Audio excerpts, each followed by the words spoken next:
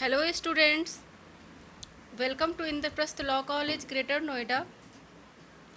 I am Dr. Neelam Pandey. Students, today we will start from remaining part of the previous video. Topic is emergence of nationalism in India. The fourth topic is influence of modern education. The British had introduced modern Western education to prepare some Indians to work at low post in the administration.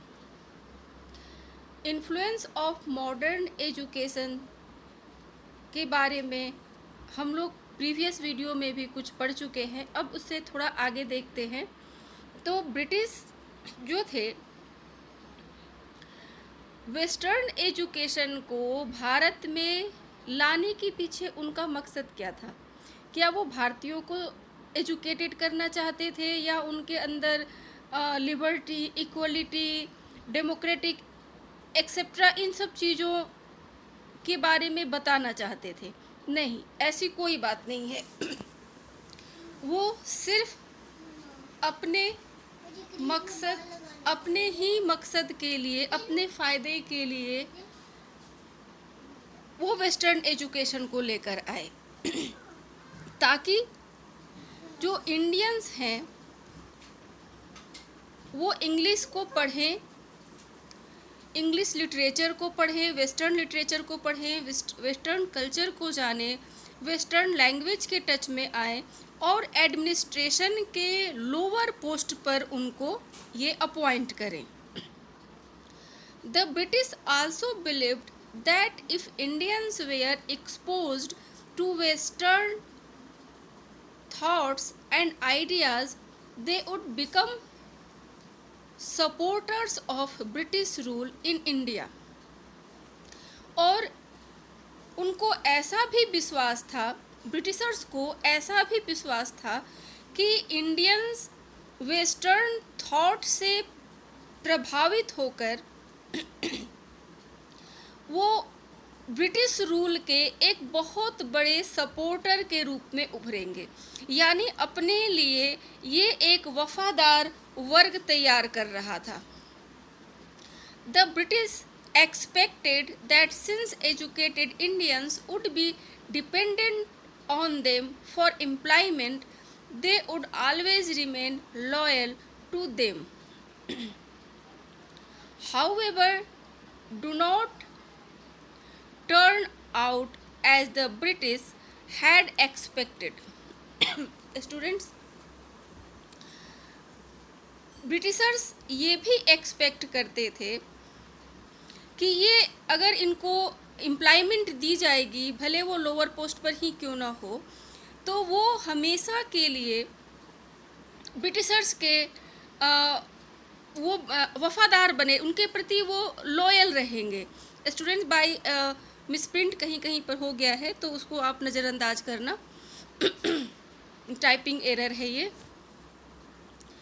तो हालांकि जैसा कि वो चाह रहे थे या जैसा कि उन्होंने सोचा था कि वेस्टर्न एजुकेशन के टच में आने से एक एजुकेटेड इंडियंस का एक वर्ग तैयार होगी, एक क्लास तैयार होगी जो हमारे लिए लॉयल रहेगा और हमारी थॉट्स, हमारे कल्चर और हमारी हर चीज़ों को वो और लोगों के बीच में उसको प्रसारित करेगा, जिससे हमारी पॉपुलैरिटी और बढ़ेगी. लेकिन हुआ ऐसा नहीं.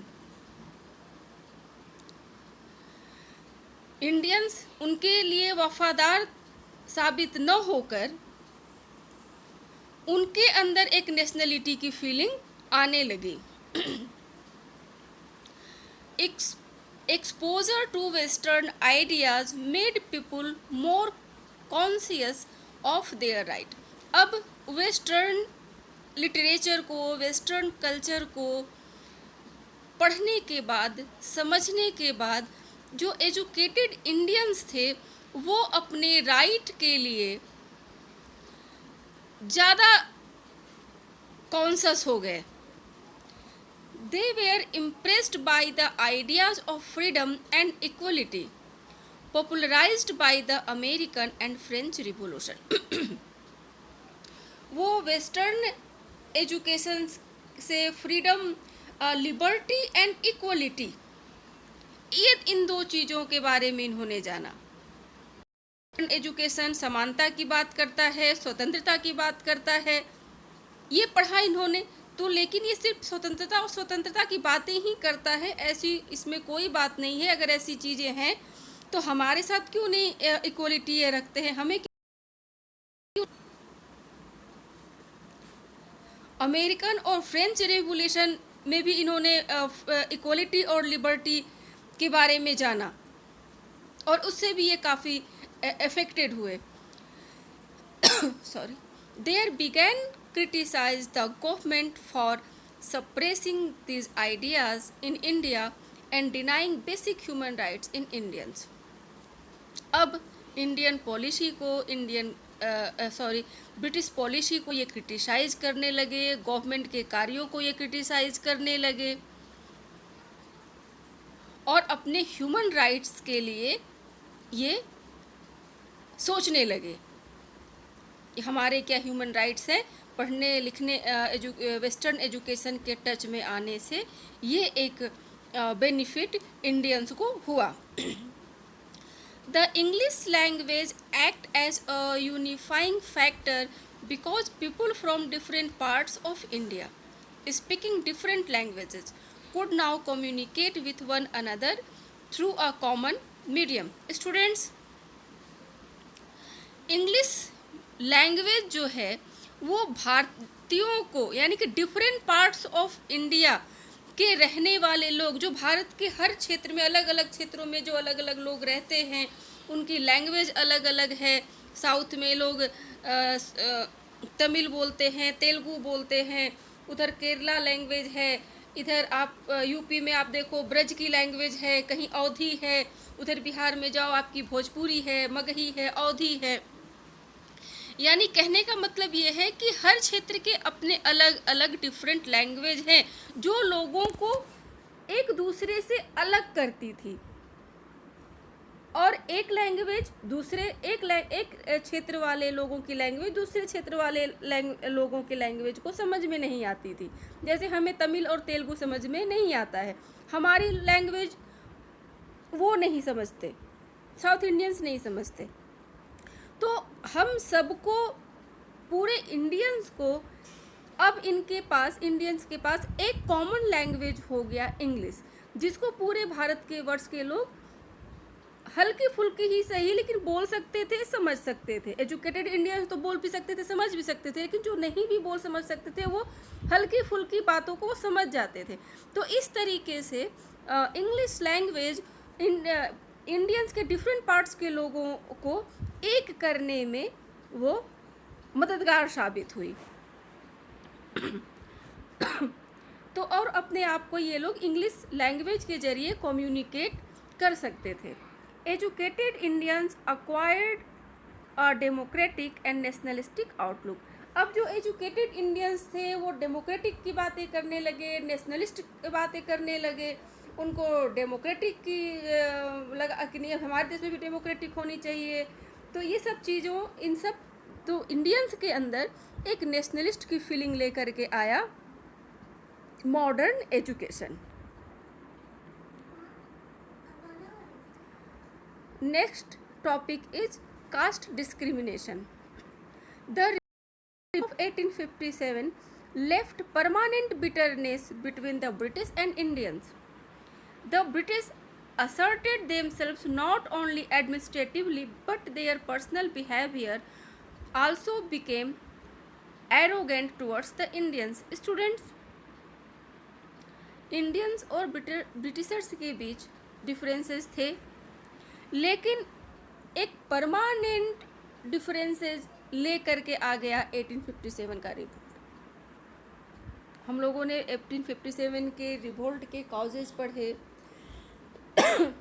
नेचर पढ़े, इम्पैक्ट पढ़ा। तो इम्पैक्ट में एक ये है कि एक परमानेंट बिटरनेस लेकर के आया ये 1857 का revolt between the British and Indians. और ब्रिटिशर्स जो थे अपने आप को एडमिनिस्ट्रेटिवली सुपर तो मानते ही थे, अब उनका पर्सनल बिहेवियर भी एरोगेंट हो गया इंडियंस के प्रति। That inflamed the feelings of the Indians against the British which help in the growth of the national consciousness. अब यही नेचर, ब्रिटिशर्स की यही नेचर इंडियंस को एगेंस्ट कर दिया ब्रिटिशर्स के, कि वो अपने आप को सुपर समझ रहे हैं, हमें नीच समझ रहे हैं, हम उनके साथ हम बैठ नहीं सकते, हमारा उनके साथ मतलब बिल्कुल वो हमें अपने से छोटा समझते हैं, वो गोरे हम काले का भेदभाव उनको आने लगी। तो ब्रिटिशर्स से अब ये कटने लगे और ये एक चीज़ फिर इंडियंस को एकजुट कर लेकर के आई और लोगों के अंदर नेशनल कॉन्शियसनेस का ग्रोथ हुआ। All sections of society suffered under British rule, और सोसाइटी के हर वर्ग के लोग सफ़र कर रहे थे ब्रिटिश रूल के अंदर, चाहे वो पीजेंट्स हों, चाहे वो लेबर्स हों, चाहे वो मिडिल क्लास लोग हों। यानी कहने का मतलब है कि सोसाइटी के हर वर्ग के लोग परेशान थे ब्रिटिश रूल की वजह से। Employment opportunities for the educated Indians were limited, और जो एजुकेटेड इंडियंस थे उनके पास एम्प्लॉयमेंट की अपॉर्चुनिटी बहुत कम थी। The study drain of India's wealth increased poverty in India. अब इसके अलावा जो इंडिया का शोषण किया जा रहा है, इकोनॉमिक एक्सप्लॉयटेशन हो रहा है, इसकी वजह से इंडिया और गरीब होता चला जा रहा था। The attitude of superiority adopted by the British was also disliked. ये हम पहले भी पढ़ चुके कि इनकी जो सुपीरियरिटी की जो एटीट्यूड था ये डिसलाइक करने लगे Indians. The British considered themselves a superior race and the Indians as belonging to an inferior one.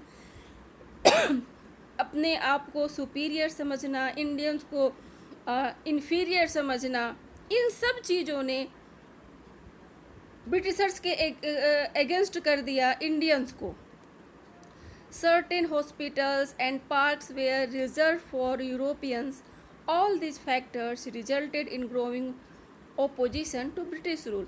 अब कुछ हॉस्पिटल्स होते थे, पार्क होते थे जो सिर्फ यूरोपियंस के लिए रिजर्व होते थे। हम लोगों ने ये हम लोग बहुत अच्छे से जानते हैं कि गांधी जी जब फर्स्ट क्लास के डब्बे में सफ़र कर रहे तो किस तरीके से उनको बार बार उतार दिया जा रहा था। टिकट होने के बावजूद भी तो ट्रेन के फर्स्ट क्लास के डब्बे में इंडियन सफ़र नहीं कर सकते हैं। तो इन सब चीज़ों ने, इन सब फैक्टर्स ने ब्रिटिश रूल के अगेंस्ट कर दिया भारतीयों को। Our sixth topic is traffic and development of communications tools. India was unified under British rule as one unit. अब ब्रिटिश रूल के अंतर्गत इंडियंस संगठित हुए। The British introduced a uniform system of governance throughout the country. पूरे भारतवर्ष में British ने एक uniform system of government को इंट्रोड्यूस्ड किया, यानी प्रशासनिक रूप से हम देखें तो पूरे भारत को संगठित किया गया। पहले भी पॉइंट में हम लोग पढ़ चुके हैं कि वन रूल वन लॉ ये फॉलो किया जा रहा था। एक ही शासन और एक ही रूल सब पर लागू। पूरे भारतवर्ष को राजनीतिक रूप से संगठित करने का श्रेय ब्रिटिशर्स को जाता है। Economic life in India became interlinked after the introduction of modern industries. अब इकोनॉमिक लाइफ ने बहुत सारे चेंजेस किए इंडिया में, मॉडर्न इंडस्ट्रीज आया और इस मॉडर्न इंडस्ट्री ने लोगों को कैसे एक दूसरे के साथ जोड़ा ये हम लोग देखें। People from all parts of the country worked in this industries. By working and traveling together, caste community and regional feelings began to weaken. अब इंडिया के डिफरेंट पार्ट से लोग आते थे इन इंडस्ट्रीज में काम करने के लिए, तो साथ में काम करने की वजह से और साथ में ट्रैवलिंग करने की वजह से इनके अंदर जो एक कास्ट कम्युनिटी और रीजनल फीलिंग्स थी वो अब धीरे धीरे ख़त्म हो करके एक संपूर्ण भारतीयता की भावना अब इनके अंदर आ रही थी कि हम सब लोग एक भारतीय हैं, न कि हम ब्राह्मण हैं या क्षत्रिय हैं या अलग अलग कास्ट के हैं, या हम हिंदू हैं या हम मुस्लिम हैं या हम ये सिख हैं, चाहे हम यूपी बेल्ट के रहने वाले हों, चाहे हम इधर उड़ीसा के हों, चाहे हम हमारी ये जितनी भी सारी फीलिंग्स थी अब ये धीरे धीरे कमज़ोर पड़ने लगी. A feeling of solidarity and together them developed. अब solidarity की भावना लोगों के अंदर डेवलप करने लगी, भ्रातृत्व की भावना लोगों के अंदर काम करने लगी. Railway, telegraph, wireless postal services, construction of roads and canals facilitate communication among the people. Railway का विस्तार शुरू हो गया था. रेलवे का विस्तार करने के पीछे ब्रिटिशर्स की मंशा क्या थी, तो वो अपने रॉ मटेरियल्स को या जो वो उत्पादक उनका माल होता था वो बड़ी आसानी से एक जगह से दूसरी जगह पर ले जा सकें, या फिर जो भारत से माल वो भेजते थे या भारत से जो चीज़ें अपने यहाँ भेजते थे वो भी बड़ी आसानी और जल्दी से चला जाए. तो रेलवे का निर्माण करने के पीछे मंशा ये थी. लेकिन रेलवे ने क्या किया, भारतीयों को कैसे जोड़ा, तो पहले एक क्षेत्र के लोग दूसरे क्षेत्र से मिल नहीं पाते थे, बहुत मुश्किल होता था ट्रैवल करना, कहीं जाना. उत्तर वाले दक्षिण वालों से नहीं मिल पाते थे, पूर्व वाले पश्चिम वालों से नहीं मिल पाते थे. तो इस तरीके से रेलवे के ग्रोथ होने से लोग एकजुट होने लगे, एक दूसरे से मिलना, एक क्षेत्र के लोगों का दूसरे क्षेत्र के लोगों के साथ मिलना आसान होने लगा. टेलीग्राफ है, वायरलेस पोस्टल है, रोडों का कंस्ट्रक्शंस ऑफ रोड्स है, कैनल्स, इन सब चीज़ों ने, इन सारी फैसिलिटी ने लोगों को कम्युनिकेट करने में मदद करी. All this brought them nearer to each other and provided the facility to organize the national movement on all India basis. अब लोग जब एक दूसरे से जुड़ने लगे, मिलने लगे, तो इसकी वजह से क्या इसने क्या की, तो नेशनल मूवमेंट को ऑर्गेनाइज करने में ये इससे काफ़ी मदद मिली. Our seventh topic is press and newspaper. A large number of newspapers were published in different regional languages of India. All these newspapers were mostly anti-British and gave publicity to arrogance, economic exploitation, personal misbehavior, etc. of the British towards Indians. Students, large number of newspapers, बहुत अधिक संख्या में newspaper published होते थे भारत में, और ये regional languages में होते थे, चाहे वो बंगाली, पंजाबी, उर्दू, हिंदी, तो हर लैंग्वेज में ये पब्लिश्ड होते थे. तो इससे क्या था कि हर लैंग्वेज के लोग अपनी अपनी लैंग्वेज में न्यूज़पेपर को पढ़ते थे, और ये न्यूज़पेपर्स मोस्टली एंटी ब्रिटिश ही हुआ करता था. जो उसके इकोनॉमिक एक्सप्लॉयटेशन को उसमें लिखी जाती थी, पर्सनल मिसबिहेवियर को लिखा जाता था. जैसे पूना में प्लेग फैला था, तो किस तरीके से प्लेग के नाम पर लोगों के साथ मिसबिहेव किया जाता था. ये सब सारी चीज़ें प्रेस न्यूज़पेपर में आने लगी. जो लोग हिंदी नहीं पढ़ सकते थे, इंग्लिश नहीं पढ़ सकते थे, वो अपने अपने रीजनल लैंग्वेजेज में इन चीज़ों को पढ़ने लगे.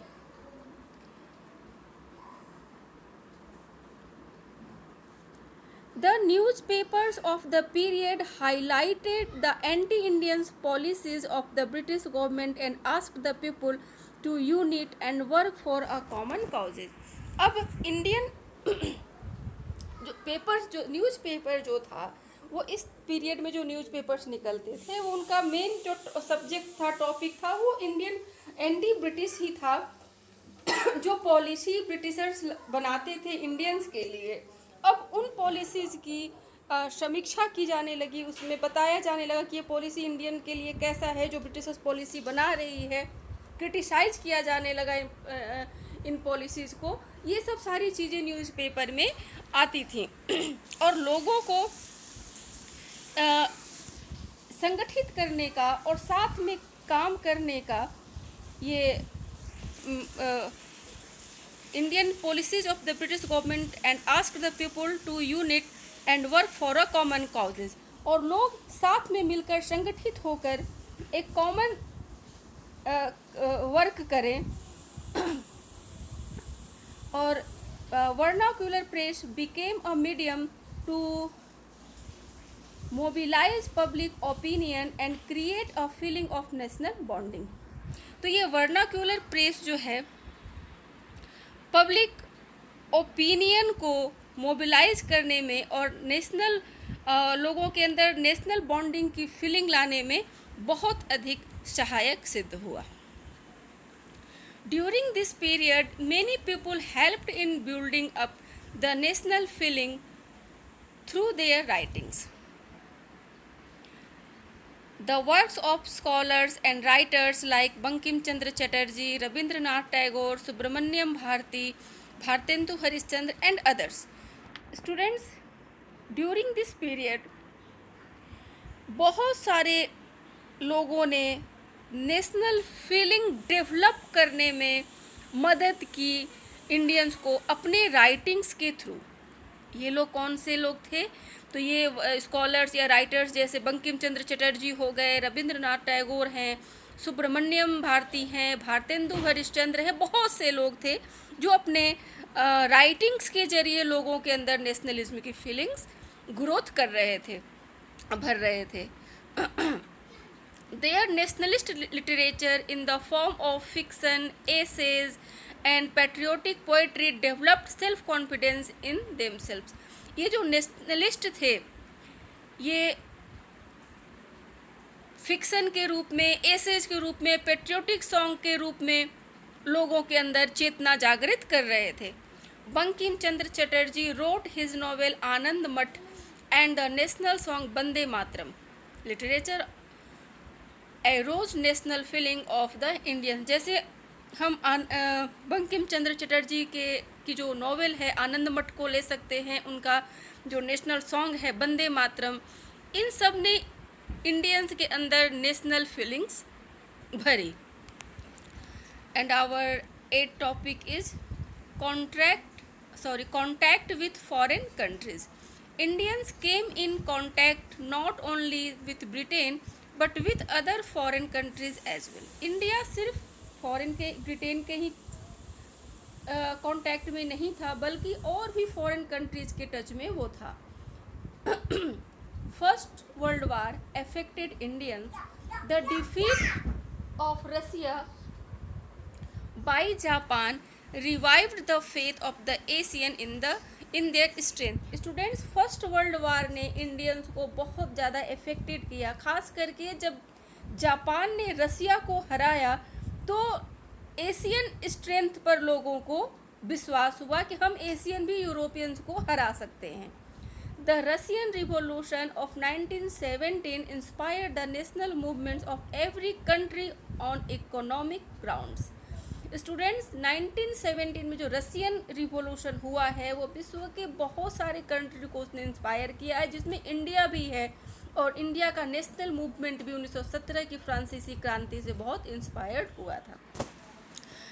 And our last topic is the foundation of Indian National Congress. All India Congress was established in 1885 by a retired English officer, Mr. A.O. Hume. It prepared the platform for an organized national movement. Students, this chapter will deal in details in the next video. Thank you.